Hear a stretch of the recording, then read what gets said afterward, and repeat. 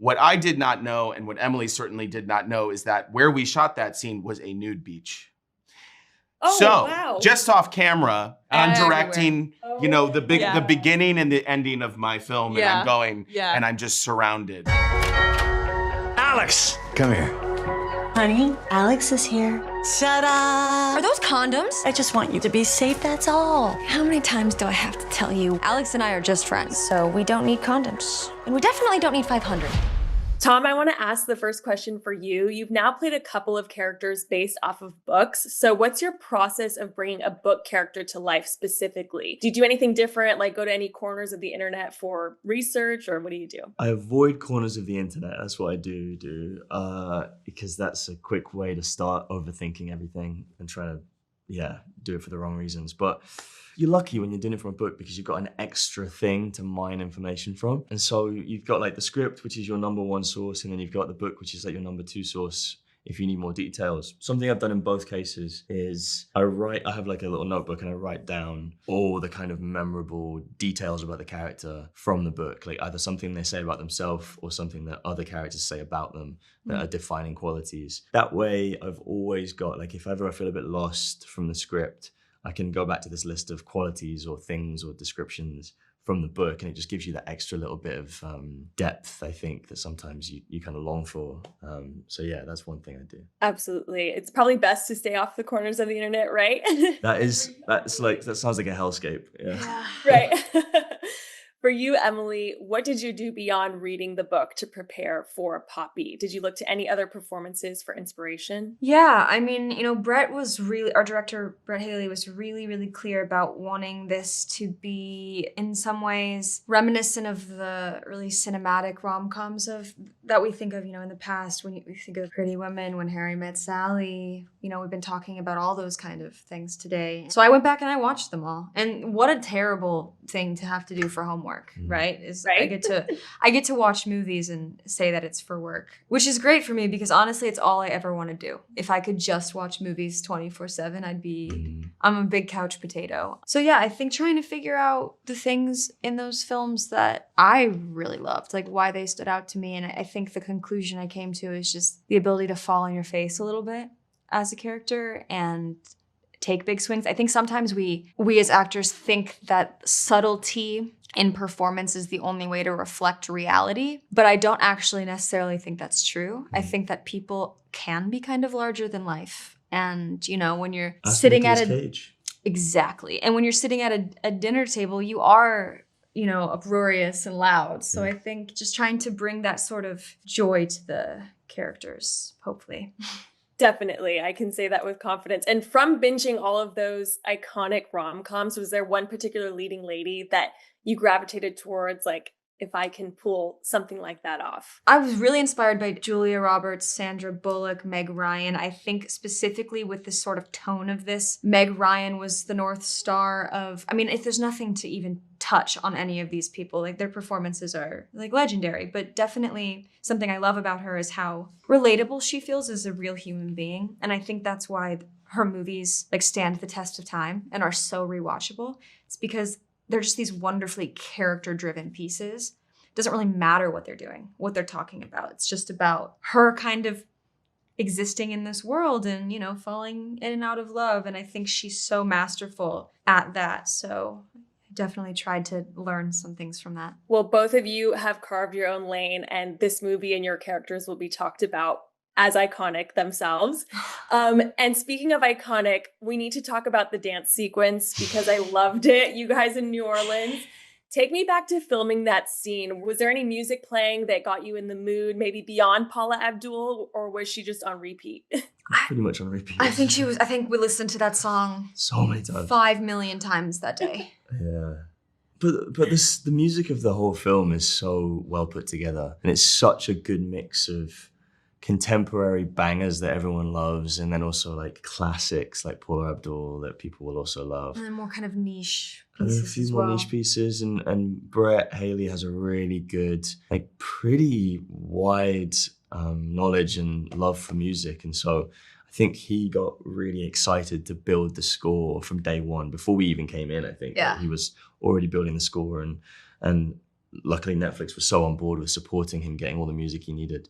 And the music kind of became part of the film, I think, for us. Definitely. Like very early on in the rehearsal period, he played the whole score. We just sat there for like an hour and he just played each song one after the other on Spotify, and we just, which is amazing. Other music streamers exist, Spotify, and he just played it for us, and it became like part of the character of the film. But it is kind of crazy because the things he showed us before we even started shooting, like 99% of that ended up in the movie. Yeah, I think it all did. Honestly. Pretty much. And we were in Bamboulas in New Orleans when we filmed that scene, and it was just like the essence of that place was enough to just keep us in the vibe. Who picked up the choreography quicker out of you two? That would be him. That would be me, yeah. I needed a little bit of extra help. You're just hard on yourself. Emily's hard on herself, so she's like self-deprecating with the dancing, and I had to like give you a bit of a boost sometimes. Well, I always say this is the reason though. There's like I did a tap class when I was a kid, my one and only dance class, and a little girl said in front of the whole class, "Is she gonna be in our recital? Because that's not fair." You were so good. Because I was so bad. She was so good. Because I was so incompetent. So this kind of fixed it a little bit for me. Yeah. Yeah. I think she'll probably watch the movie now and be like, all right, she redeemed herself. You know what? I committed, and that's what matters. Yeah, you did. I've thoroughly enjoyed it all. I would love to get into just a couple of rapid fire questions before I wrap up. Favorite vacation movies? Ooh, Vicky Cristina Barcelona. Oh, Until Sunrise. Before Sunrise? Before Sunrise. Before Sunrise. After Before Sunrise. Sunrise. Sorry. Before Sunrise. You got it. Favorite movie? Difference between vacation you and regular you? I'm barefoot like 24/7, which I'm not in life, obviously, because that'd be weird. I'm like constantly barefoot. My hair is insane. Extra insane. I don't brush it. It's just curly and it's this big. I love it. I love that the poppy poof is like coming into your normal life. Oh yeah, that's real. They didn't have to do a whole lot for that. Favorite vacation location?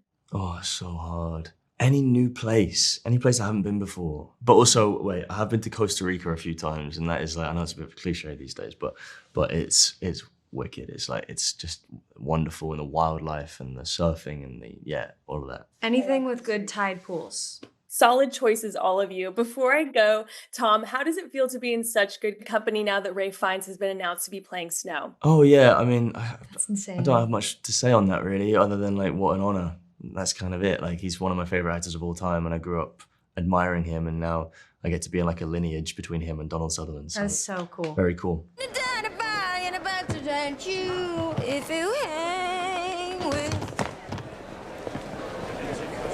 Hi. Hi. As a rom-com lover, this to me is like a classic. I truly love this film. Thank you. But I want to talk about the reaction video that we saw where we got to see Emily and Tom receive the news. So take me back to that moment. Did you always know you wanted to share that with the world? No. No. Yeah. That was an idea that I had. I knew that Emily really wanted to do this movie. Emily Bader. She really wanted to do this film. I knew that it would mean a lot to her. So I called Tom and Emily, and I said, can we surprise her? I'd like to surprise her and really welcome her. And also kind of prank her. Yeah, prank her. I was like, let's prank her Yeah. and tell her, like, make it seem like maybe something's not great, but oh, you were great. And I just wanted to say hi. And then so I just said, I'm just going to do a Zoom and I'm just going to record it, and just so we have it, and maybe you'll release it. Maybe it'll be used down the line or something. Why did you tell her you were recording it? How did you get around that? I don't think she knew I was recording it. I think I was a little slick. That's illegal. I was a little slick about it. Yeah. I'm sure the Spanish law, I don't know, who knows.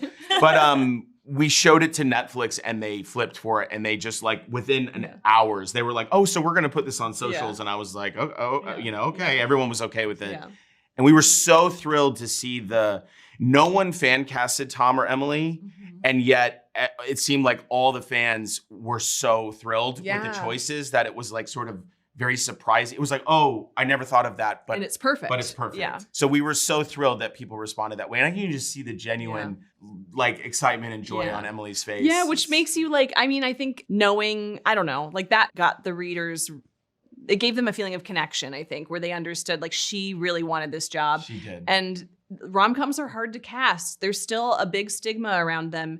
And there are a lot of people who are afraid that if they do one, it's like that could be like the end of their career. That's all they're going to do or whatever. And so to have someone who, first of all, to have actors who are willing to do a chemistry read, who aren't just like, tell me you're going to give it to me or I'm not even showing up, to have actors who are of a really high caliber, willing to do a chemistry read and like excited to do a rom-com is just like, that's who you want. You want the people who are like not there begrudgingly, who are going to put their whole heart and soul into it. Yeah. And it paid off because Emily and Tom are just perfect. Like you fall in love with them instantly. But for you, Emily, I want to get to your reaction of getting the news that the book was going to be adapted. So what was that like? I mean, it's kind of a strange thing, like if you pull the curtain back, because what happens is that your books get optioned, which just means someone's like, I'm thinking about it. I'm going to pay you this money so you don't sell it to someone else. And we're going to see if we can get this put together. And so I'd had a lot of books optioned before. And so I no longer really reacted in the way of like, I'm getting a movie. Like, I know that that's not how it works. The joke is you don't tell people that you're getting a movie made until you're sitting down in the theater with popcorn in your hand. Like, that's what writers tell each other. It's like, it's not real. And so for a long time, it was just not real. And then when Brett signed on, he was so passionate and committed, and he was really actively championing it, which I know the producers were as well, but Brett was like my direct line. And so I knew all of the time and work he was putting into like making a case for why this movie needed to happen. And even then I was like, this is fun and exciting and there's momentum, but you know, it still took like 2 years or something. It took a long time.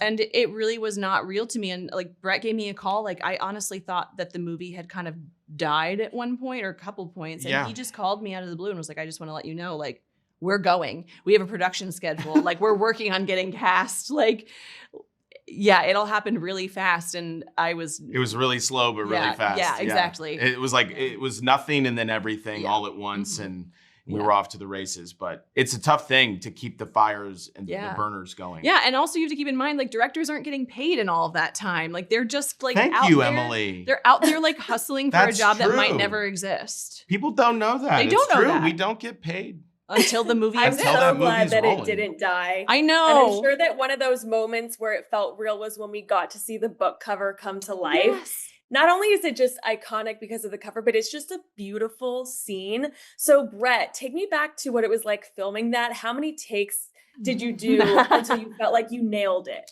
Okay, well, this is a fun story. And it really, I'm glad Emily's here because it was the first time. So Emily and I have been talking on the phone years. We feel like we knew each other really well, but we had actually never met in person. We invited Emily to set in Barcelona, and the day I wanted her to come was when we were recreating the book cover. Obviously, I wanted Emily to see that. I wanted to see how much love was being put into it, from the details in Poppy's outfit, everything, the little Easter egg of what book Alex is reading. So we're filming on this beautiful beach in Spain. What I did not know, and what Emily certainly did not know, is that where we shot that scene was a nude beach. Oh, so, wow. just off camera, and it was a live nude beach. And it was packed. It was busy because this is the dead of summer. It was a holiday we shot. It was a Spanish holiday. So everyone was there, and mostly men. Yeah, mostly older men gentlemen. of a certain age. Yeah. And so I hope people can just watch the movie, but later they can watch it and go, just off frame. It's just, everywhere. I'm directing, the beginning and the ending of my film, and I'm going, and I'm just surrounded. Yeah, and I get dropped off fresh from the airport, and I'm like, oh, what? I've never been. That was my first nude beach experience, and honestly, it was the perfect way to enter a nude beach. Yeah. It's just like a little cordoned off. Yes, we just had a little. We owned a little place of it. It was so hilarious and incredible. I was so zoned in because I knew it was the opening of my film and the end of my film, and how important I wanted it to feel. And I will say, in the moment when we did the reveal, that was always going to be the end of the movie. I was just going to pull back, and you were going to see the book cover, and we were going to end the movie. But in the moment, I had the crane. I was like, get the crane way high, high. And we got up, we got the beautiful last shot of the film. And I just yelled at Emily and Tom, kiss. Yeah, it was so sweet. And so they come out of the cover of the book and they kiss. And that ended up being the last moment. It's so nice because it's like, you know that the story continues that way. It's not like, okay, the books, it's like you have this idea of that's all that we have written. but you know these characters Yes. are moving off into their new world. And I love seeing their reactions to each other. They're so Yeah. pure, Yeah. and just having them kiss at the end just says like they're gonna keep fighting for this and Yeah. keep this thing going. It truly was beautiful. A couple of rapid fire before I wrap up with you guys. What's the difference between vacation you and regular you?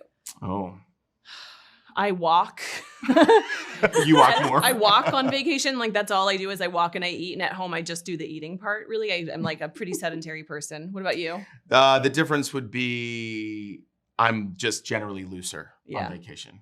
Yeah, we're kind of on vacation today. Yesterday, we were sort of like, I felt like we're doing press. And today, we're both like, We're pretty loose. we're getting today. kind of not chastised, but we're making it hard for everyone a little bit. So we're Yeah. next one. Yeah. Well, I feel you made this interview easy for me and you made the movie easy to love. So thank you both so much and enjoy the rest of your day. Thank you. Thank so you. much. Fingers crossed on that score. Yeah. Come on. Yeah.